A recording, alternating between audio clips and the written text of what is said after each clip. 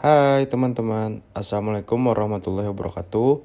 Perkenalkan, nama saya Gusti Muhammad Maulana Alamsyah dengan NIM 22103 122 148 dari Prodi S1 Manajemen. Di sini saya akan membuat tugas UTS mata kuliah perilaku keorganisasian. Di sini saya akan menjawab 3 soal dan mereview 1 jurnal. Pertanyaan pertama, apakah teori motivasi dari Maslow masih relevan di zaman sekarang, di mana digitalisasi telah mendunia? Jawabannya iya, masih relevan di masa sekarang. Meskipun teori Maslow dikembangkan sebelum era digitalisasi global, banyak prinsip masih relevan di zaman sekarang. Berikut adalah beberapa alasannya. Yang pertama, kebutuhan dasar manusia tetap sama. Kebutuhan dasar manusia seperti makanan, air, tempat berlindung, dan keamanan masih penting bagi semua orang. Terlepas dari latar belakang budaya atau sosioekonomi mereka, digitalisasi mungkin telah mengubah cara kita memenuhi kebutuhan ini. Tetapi kebutuhan itu sendiri tetap sama. Yang kedua, ada kebutuhan sosial dan penghargaan. Manusia adalah makhluk sosial yang mendambakan hubungan dengan orang lain dan rasa harga diri. Digitalisasi telah menciptakan platform baru untuk koneksi dan interaksi sosial, dan juga membuka peluang untuk pengakuan dan penghargaan. Yang ketiga, kebutuhan aktualisasi diri. Kebutuhan untuk mencapai potensi penuh dan hidup secara bermakna adalah pendorong utama bagi banyak orang. Digitalisasi dapat memfasilitasi aktualisasi diri dengan menyediakan akses ke informasi, pendidikan, dan alat-alat yang dapat membantu banyak orang mengembangkan bakat dan mengejar tujuan utama mereka. Yang keempat, fleksibilitas dan adaptasi. Teori Maslow tidaklah statis, tetapi dapat diadaptasi untuk mempertimbangkan perubahan dalam masyarakat dan teknologi. Misalnya, kebutuhan akan privasi dan keamanan data mungkin menjadi lebih penting di era digital ini. Dan yang terakhir, nomor 5, kompleksitas motivasi manusia. Penting untuk diingat bahwa motivasi manusia adalah kompleks dan dipengaruhi oleh berbagai faktor, termasuk kepribadian, nilai-nilai, dan budaya. Teori Maslow menyediakan kerangka kerja yang berguna untuk memahami motivasi, tetapi tidak memberikan penjelasan lengkap tentang mengapa orang berperilaku seperti yang mereka lakukan. Adapun tantangan dan pergeserannya, yaitu yang pertama, munculnya kebutuhan baru. Era digital menghadirkan kebutuhan baru yang tidak dipertimbangkan Maslow, seperti kebutuhan akan akses internet, literasi digital, dan keamanan online. Yang kedua, ada perubahan urutan kebutuhan. Dalam beberapa kasus, urutan kebutuhan Maslow mungkin bergeser. Misalnya bagi sebagian orang di era digital, kebutuhan akan pengakuan dan validasi sosial melalui media sosial mungkin lebih mendominasi daripada kebutuhan akan keamanan.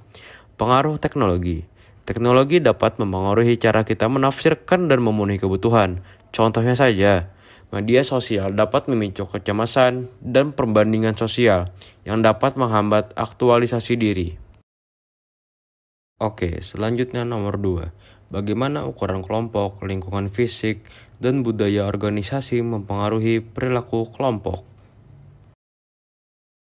Ukuran kelompok, lingkungan fisik, dan budaya organisasi memainkan peran penting dalam membentuk perilaku kelompok dalam suatu organisasi. Kelompok yang besar mungkin mengalami kesulitan dalam koordinasi, komunikasi, dan pembagian tugas. Sementara kelompok yang kecil mungkin lebih fleksibel dan dapat berinteraksi lebih dekat. Lingkungan fisik yang mendukung seperti ruang kerja terbuka atau ruang kolaborasi dapat meningkatkan interaksi antar anggota kelompok dan mempromosikan kolaborasi. Selain itu, budaya organisasi yang kuat yang mencakup nilai-nilai norma dan keyakinan bersama dapat memengaruhi bagaimana individu berperilaku dalam kelompok tersebut. Sebagai contoh, budaya yang mendukung kerjasama dan inovasi akan mendorong perilaku yang proaktif dan kolaboratif dalam kelompok. Baik, selanjutnya pertanyaan yang ketiga. Andi merasa tidak cocok dengan work timnya terkait masalah personality dan emosi anggota tim yang lain. Andi dididik dari kecil dengan budaya Sulawesi, sementara teman-temannya dari Batak dan Jawa. Seringkali masalah perbedaan budaya dan kebiasaan masuk ke dalam hatinya. Apakah decision making yang harus dilakukan Andi dalam organisasi atas kondisi yang dihadapi, dan ia sendiri pun tak mungkin mengubah budaya dan kebiasaan orang lain? Dalam menghadapi masalah perbedaan budaya seperti ini, Berikut beberapa langkah yang dapat Andi lakukan.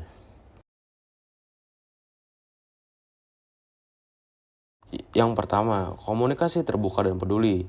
Ajak bicara anggota tim. Ajaklah anggota tim untuk berbicara secara terbuka dan jujur tentang perbedaan budaya yang dirasakan. Dengarkan dengan penuh perhatian dan tunjukkan rasa empati terhadap sudut pandang mereka. Gali informasi. Cari tahu lebih banyak tentang budaya dan kebiasaan anggota tim dari Batak dan Jawa. Hal ini dapat membantu Andi untuk memahami perilaku dan motivasi mereka dengan lebih baik. Jelaskan hubungan budaya Sulawesi. Bagikan informasi tentang budaya Sulawesi kepada anggota tim, termasuk nilai-nilai, kebiasaan, dan cara komunikasi yang biasa dilakukan. Hal ini dapat membantu mereka untuk memahami perspektif Andi. Yang kedua, fokus pada kesamaan. Temukan kesamaan, alih-alih fokus pada perbedaan. Cobalah untuk menemukan kesamaan yang dimiliki oleh semua anggota tim. Hal ini dapat menjadi dasar untuk membangun hubungan yang lebih kuat dan kolaborasi yang lebih efektif. Tetapkan tujuan bersama. Bekerja samalah dengan anggota tim untuk menetapkan tujuan bersama yang ingin dicapai. Hal ini dapat membantu untuk menyatukan tim dan meningkatkan rasa kebersamaan. Rayakan pencapaian. Ketika tim mencapai tujuan bersama, luangkan waktu untuk merayakannya. Hal ini dapat meningkatkan moral dan motivasi tim. Yang ketiga, adaptasi dan fleksibilitas. Bersedia beradaptasi. Andi perlu bersedia untuk beradaptasi dengan budaya dan kebiasaan anggota timnya sampai batasan tertentu. Tetaplah pada nilai-nilainya. Meskipun beradaptasi, Andi tetap perlu memegang teguh nilai-nilai pribadinya. Jika ada situasi yang bertentangan dengan nilai-nilainya, dia perlu mengkomunikasikannya dengan jelas dan asertif. Solusi yang kreatif. Ketika menghadapi perbedaan budaya, cobalah untuk mencari solusi kreatif yang dapat diterima oleh semua pihak. Hal ini membutuhkan pemikiran terbuka dan kemauan yang berkompromi. Yang keempat, membangun komunikasi yang efektif. Gunakan bahasa yang jelas dan lugas. Hindari menggunakan jargon atau slang yang mungkin tidak dimengerti oleh semua anggota tim. Bersikaplah sopan dan hormat. Perlakuan semua anggota tim dengan sopan dan hormat meskipun ada perbedaan budaya. Gunakan komunikasi nonverbal yang positif. Jaga kontak mata, tersenyum, dan tunjukkan bahwa bahasa tubuh yang terbuka dan ramah. Yang terakhir, 5. Mencari dukungan. Bicaralah dengan mentor atau supervisor. Jika Andi merasa kesulitan untuk mengatasi situasi seperti ini, dia dapat berbicara dengan mentor atau supervisor untuk mendapatkan dukungan dan saran. Ikuti pelatihan budaya. Ada banyak pelatihan budaya yang tersedia dan dapat membantu Andi untuk memahami dan menghargai budaya yang berbeda. Bergabunglah dengan komunitas. Bergabung dengan komunitas, orang-orang yang memiliki latar belakang budaya yang sama dapat membantu Andi untuk merasa lebih terhubung dan didukung. Oke, untuk soal yang keempat, mereview jurnal nasional dengan sesuai materi kelompok yang sebelumnya. Jurnal yang akan saya review berjudul Membangun Kerjasama Tim dalam Perilaku Organisasi yang dibuat oleh Adelia Fitri, Nurasa Alfahira, Fitri Hayati pada 13 Agustus 2023. Yang pertama, abstrak. Artikel ini membahas tentang pentingnya membangun kerjasama tim dalam perilaku organisasi. Kerjasama tim merupakan faktor kunci dalam mencapai tujuan bersama. Faktor-faktor seperti komunikasi, motivasi, manajemen konflik, dan kepercayaan mempengaruhi membentuk kelompok. Keterbukaan, kepercayaan, dan saling ketergantungan diperlukan untuk membangun kerjasama yang efektif. Dalam proses komunikasi, penting untuk memperhatikan karakter individu untuk mencegah kesalahpahaman. Kesimpulannya, kerjasama tim yang baik sangat penting untuk kesuksesan organisasi. Terus yang kedua, landasan teori. Artikel menjelaskan bahwa tim adalah suatu unit yang terdiri atas 2 atau lebih orang yang berinteraksi dan berkoordinasi mengenai sebuah pekerjaan dan upaya-upaya untuk mencapai tujuan tertentu. Teamwork merupakan kegiatan yang dikelola dan dilakukan sekelompok orang yang tergabung dalam suatu organisasi. Kerja tim atau kerja kelompok adalah teknik untuk menguasai berbagai perilaku organisasi yang berbeda antara anggota atau orang, yang secara konseptual sederhana namun sangat menantang untuk dipraktikkan dalam kenyataan sehari-hari. Yang ketiga, ada teknik analisis. Artikel menyediakan insight mengenai faktor-faktor yang mempengaruhi kerjasama kelompok dalam perilaku organisasi. Faktor-faktor tersebut termasuk komunikasi, motivasi, kemampuan menangani konflik, daya saing, dan keterbukaan atau transparansi. Dan yang terakhir, ada kesimpulan.